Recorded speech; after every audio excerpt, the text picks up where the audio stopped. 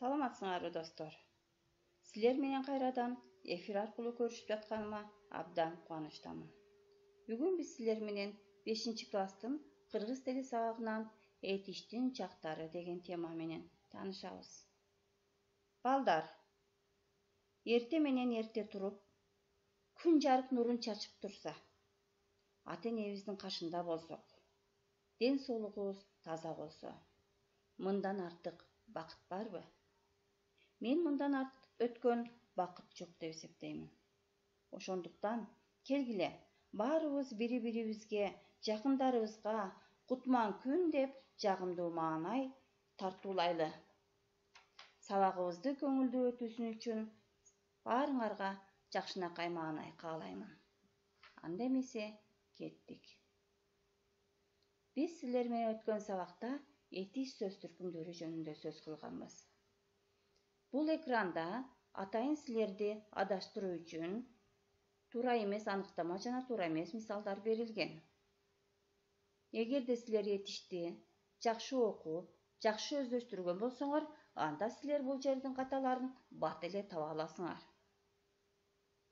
Анда экранга көңүл бурабыз. Этиш деген эмне эле? Этиш заттын сын-сыпатын көрсөткөн сөз түркүмү. Ал эмне кылды, эмне кылып жатат, кандай, канча деген суроолорго жооп берет. Мисалы, миңдеген адамдар үйүндө карантинде отурушат. Бул сүйлөмдө миңдеген деген сөз этиш. Ооба балдар, силер аябай туура таптыңар. Демек, бул аныктамада көрсөтүлгөн кызыл менен белгиленген сөздөр туура эмес берилген. Алардын ордуна биринчи сын-сыпатын деген сөздүн ордуна кыймыл аракетин, кандай, канча дегендер болсо сын атооч жана сан атоочтун суроолору. Ал эми мисалындагы этиш сөз миңдеген эмес отурушат. Азаматсыңар. Анда кийинки сабакка темага өтө берсек болот. Сабагыбыздын максаты жана көрсөткүчтөрү. Сабагыбыздын максаты төмөндөгүдөй. Этиш сөздөрдүн чактары жөнүндө билебиз. Сүрөттөргө карата этиш сөздөрдү катыштырып сүйлөм түзөбүз. Түзүлгөн сүйлөмдөрдү чактарга ажыратабыз. Сабагыбыз максатына жетет, эгерде этиш сөздөрдү катыштырып сүйлөм түзө алсак. Түзүлгөн сүйлөмдөрдүн чактарын аныктай алсак. Практикада туура колдоно алсак.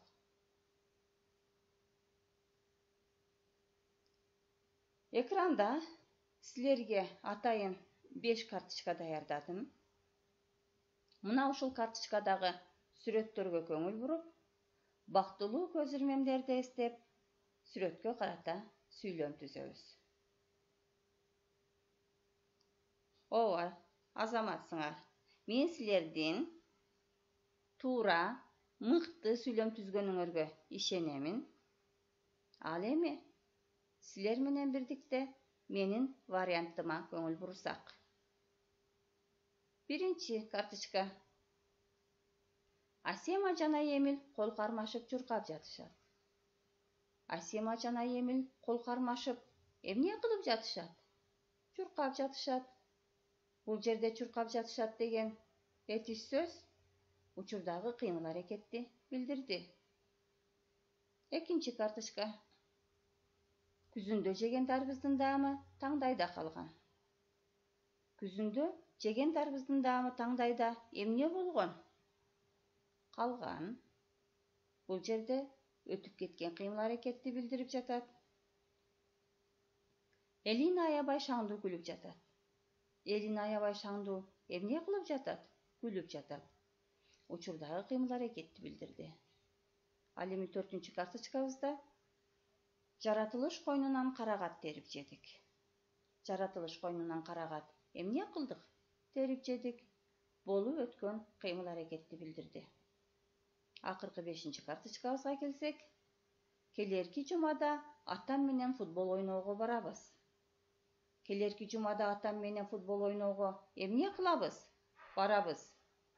Бул жерде этиш сөз алдыда боло турган кыймыл аракетти билдирди. Демек балдар, мына ушул мисалдардан биз кыймыл аракеттин түрдүүчө болорун көрдүк. Башкача айтканда, болуп өткөн кыймыл аракет, болуп жаткан кыймыл аракет жана алдыда боло турган кыймыл аракет. Демек мындан аныктама чыгарабыз. Этиштин 3 чагы бар. Өткөн чак, учур чак жана келер чак. Анда ушул этиштин категорияларына кыскача токтоп өтөбүз. Учур чак сүйлөп жаткан мезгилде болуп жаткан кыймыл аракетти билдирет. Учур чак жөнөкөй жана татаал түрдө болот. Жөнөкөй түрү этишке у, да, а, ый мүчөлөрүнүн жалганышы менен жасалат. Мисалы, кубандырууда, окуйт. Татаал түрү а, ый, е, ып формасындагы чакчылдарга жак мүчө жалганып жат, тур, жүр сыяктуу жардамчы этиштин кошулушунан жасалат. Мисалы, көрүп, жүрөмүн. Балдар, деттериңерге керектүү жерлерин жазып алгыла. Келер чак сүйлөп жаткан мезгилден кийин болуучу кыймыл аракетти билдирет. Келер чак, айкын келер чак жана арсар келер чак деп экиге бөлүнөт. Айкын келер чак бул кыймыл аракеттин анык болорун билдирет. Мисалы, барабыз. Арсар келер чак кыймыл аракеттин болорун же болбой калышын да көрсөтөт. Мисалы, барарбыз.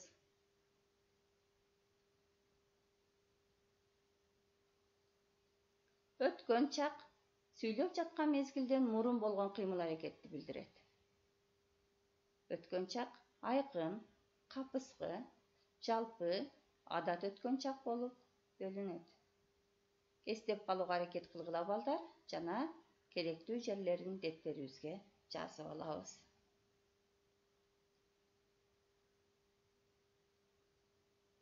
Мына ушинтип биз силер менен этиштин чактары жөнүндө кыскача маалымат алдык.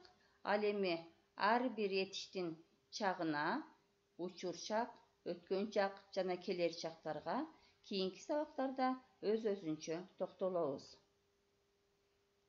Биздин өткөн жаңы темабыздан да бышыктоо үчүн көнүгүүлөр.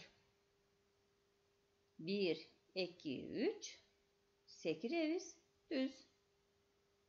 Бул көнүгүүнү балдар силер үйүңөрдө өзүңөрчө аткарсаңар болот. Бул мисалдан эмне кылабыз? Түз. Секиребиз, түз. Демек бул жерде секиребиз деген сөз этиш жана ал келер чакта турарын көрдүк. Анда сүйлөмдү толуктайбыз. Деттериңерге жазып алсаңар болот, балдар. Силерге атайын экранда 3 сүйлөм берилди. Көп чекиттин ордуна этиш сөздөрдү коюп көчүрүп жасасыңар. Биринчи сүйлөмдө биз сабакты аралыктан калтырылып кеткен сөздүн ордуна учур чактагы этиш коюлат. Экинчи сүйлөмүбүз атам көп чекит. Анын айткандарын кунт коюп көп чекит. Отурдум. Бул калтырылып кеткен сөздөрдүн ордуна өткөн чактагы этиш коюлат. Үчүнчү сүйлөм. Буюрса, ооруган адамдар шыпа көп чекит. Карантин бүтүп биз да мектепке көп чекит. Бул калтырылып кеткен сөздөрдүн ордуна келер чактагы этиштер коюлат. Эмесе, мен силердин балдар туура иштегениңерге ишенемин. Ошондуктан силерди азаматсыңар деп гана мактай аламын. Анда туура жоопторго көңүл бурабыз. биз табакты аралыктан окуп жатабыз. Атам сүйлөп жатканда анын айткандарын кунт коюп угуп отурдум. Буйруса ооруган адамдар шпа табар. Карантин бүтүп биз да мектепке барарбыз. Ооба, көп чекиттин ордуна кызыл менен белгиленген сөздөр коюлду. Анда дептериңерге жазып алган болсоңор, үйгө тапшырманы белгилегиле. Этис сөз түркүмүнүн чактары жөнүндө кайталап окуйбуз. Эрежесин эстеп калууга аракет кылабыз. Туура жазуу эрежелерин эстейбиз. Этиштин категорияларына сүйлөм түзөбүз. Мүчөлөрдү туура жалгайбыз. Туура сүйлөө жана туура жазуу үйгө тапшырма. Эмесе сабагыбыз бүттү балдар. Ура!